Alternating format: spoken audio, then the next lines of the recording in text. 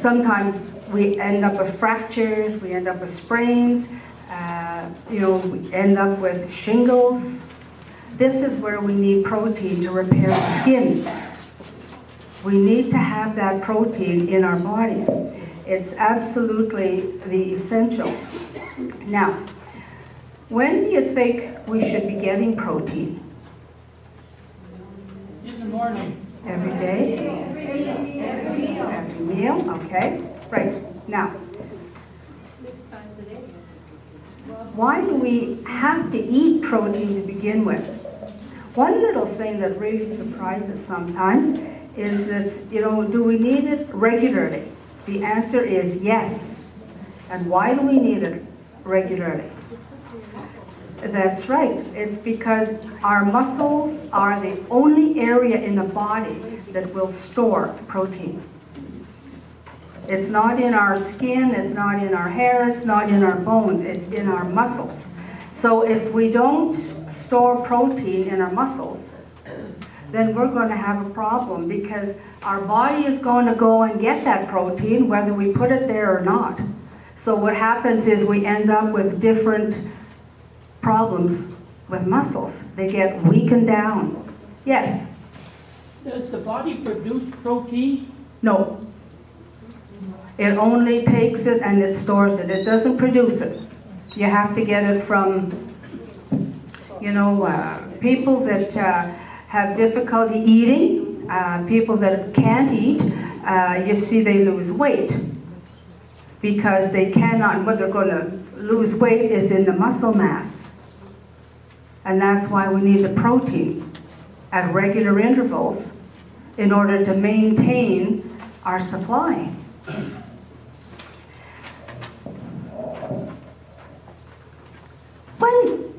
What is the meal that is the most skipped by people? Breakfast. Are there any of you that skip breakfast here? Nobody dare answer, would they? Okay. Yes, it is breakfast, and the reason that it's so important is because it's the first meal of the day.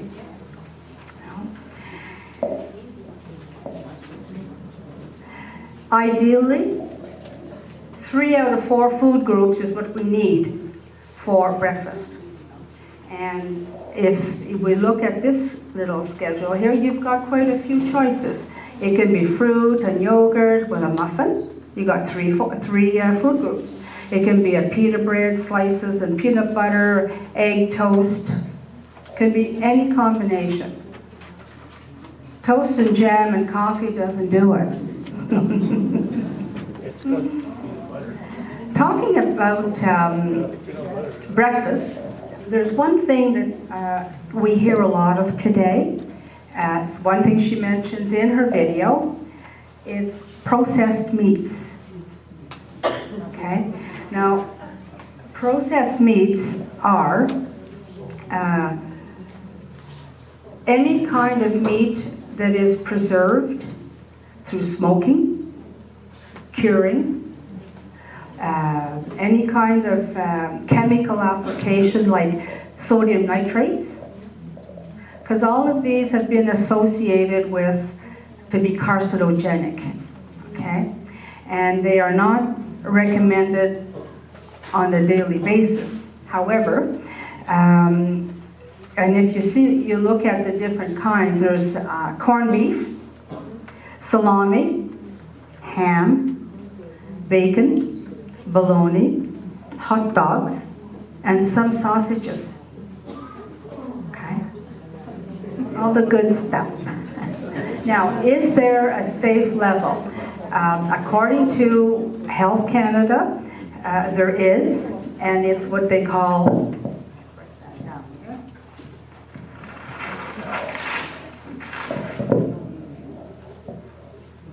if I'm doing this right, but anyway. If you look at an English breakfast, it's got 2 sausages, 3 slices of bacon, that's 135 grams. A lunch, 2 slices of ham, 50, and then spaghetti meat sauce.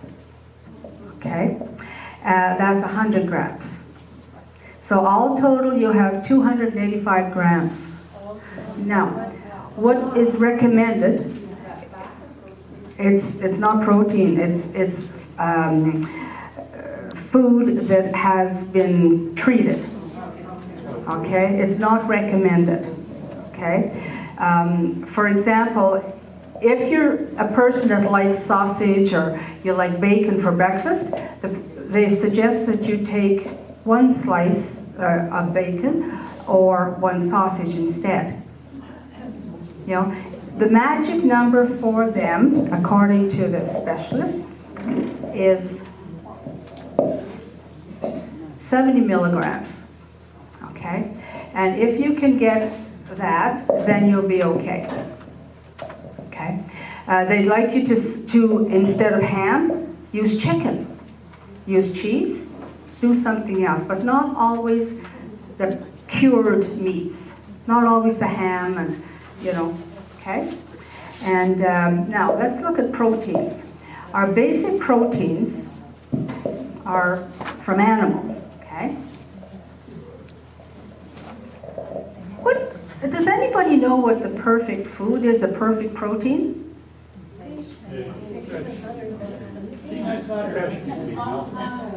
Avocado. Nope. It's the egg. Yeah. The egg is one of the perfect proteins because the egg is a complete protein. Yes? I'm on cholesterol pill, and I don't know what's wrong, I stay away from eggs, there's too much cholesterol. That's changed. Yeah, and I'll tell you, I'm glad you mentioned that. The question was if you're on, if you have cholesterol and you're on cholesterol therapy, you've been told to probably stay away from eggs. That has changed because the main part of the egg that has cholesterol in it is the yolk. So you can have an egg a day as long as you don't go over 3 yolks a week. There's a lot of good in an egg. It's the best protein that exists. And the protein is in the white. The fat is in the in the yolk. Okay. Our problem with plant proteins is they are incomplete. If you eat, let's say, some beef or pork or chicken or lamb or fish, it's a complete protein. If you eat some kind of plant protein, they are not complete because they don't resemble our proteins in our body the same way. So you have to combine your proteins or your plants to get the complete protein. Does that make sense? Yes. Okay. Something that does help with the absorption of proteins is vitamin C. And so you know that old idea of having steak and potatoes isn't crazy because the steak is good and so is the potato. It's got vitamin C in it. You know, a lot of our foods have been downgraded because they're this, they're that, but in reality, you know, a small amount, and I think that's what we have to look at, moderation. Eat anything or everything that you like, but in moderation. You know? Yes? Protein powder, is that any good instead of meat? In general, they don't, unless it's a specific reason, they do not recommend it. Okay, it's not bad. It's just that we're so much better to get our food and our vitamins and our proteins from the real thing, from food. It's like supplements. Supplements are not always recommended because of the fact that, you know, if we take supplements, it's sort of like a false security. Oh, well, I can skip that because, oh, I took my vitamin whatever this morning. And it sort of defeats the purpose. So, I mean, they're not bad. If you're told to take supplements for some reason or other, fine. But in general, they should not replace eating. a proper meal. Yes, I'll be right back. Is there a difference between soft boiled, soft boiled egg and fried egg? Well, when it's poached, it's poached in water, so it's totally healthy, okay? When it's sunny side up or fried, you've got the extra little grease in there, and so if you're on a diet that's supposed to lower your cholesterol, you have to watch that amount, or if you want to lose some weight, you have to watch the grease. Because I have 14 eggs a week, and they're soft, so that's all right? Yep.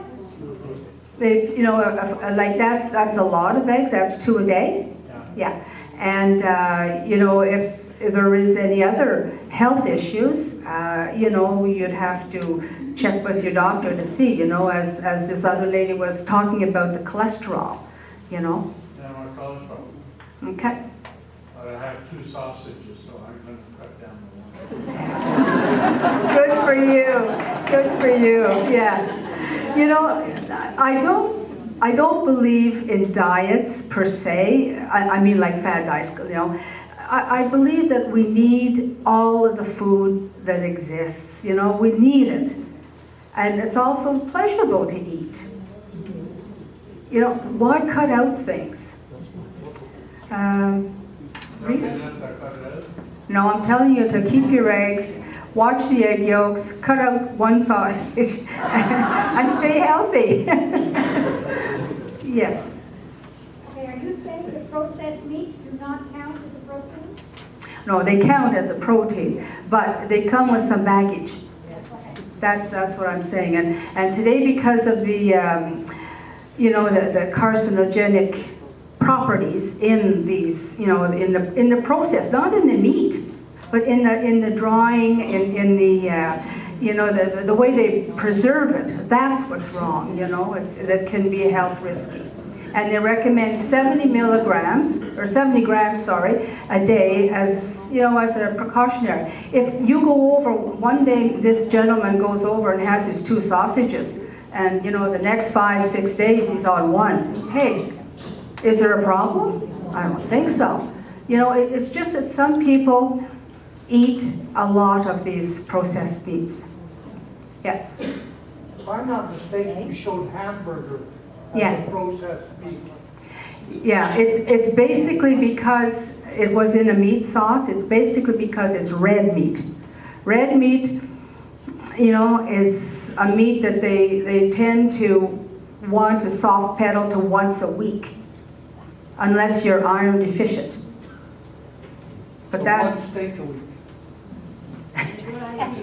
well, one steak, one T-bone, one steak, or something like that. If you're getting, let's say you're eating meatballs and spaghetti sauce, well, maybe add a little bit more of your vegetables to your meat sauce and diminish the amount of beef. I like beef. I eat it more than once a week. Now that information I didn't like. Rita? One quick question regarding protein. You say it's not good to take a powder, but yet that's how the protein shakes. What can you substitute instead?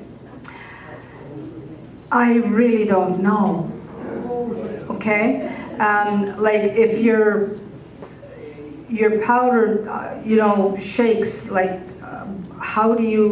why do you have that? To replace a meal? Well, it's not substitute, it's in between like a break, you have the breakfast, and you have to shake the bread, it's like don't get Is that a protein shake? Yes. It's not really for me, my daughter swears by that. Mm-hmm. Well, I guess, Fruits and all kinds of stuff. yeah, I'm not familiar with protein shakes. I don't use them. But if it's a reliable source, if it's an adequate amount of protein, that's fine. I guess they are okay. It's just that on a regular basis, eating a protein, substitute, protein shakes, you have to know how much you're taking. It's used a lot by bodybuilders. I know. And sports people. Yeah. And they know how much protein they're taking Yeah. in a day. Yeah. And how much they can use. Yeah, this gentleman was saying that shakes, protein powders are often used by bodybuilders and people that want to increase their muscle mass. I'm not sure that at our age, we should be taking that route. That's what I'm saying. I don't know, I don't want to say anything about protein substitutes and powders because I really am not acquainted enough with them to, I know that they're not essential. Yes. How about legumes, for those who don't want to eat meat? Legumes instead as a substitute? Yes. Yes, that's coming. Are we okay? Oh, yes? How do you feel about omega-3? Omega-3? You need omega-3s.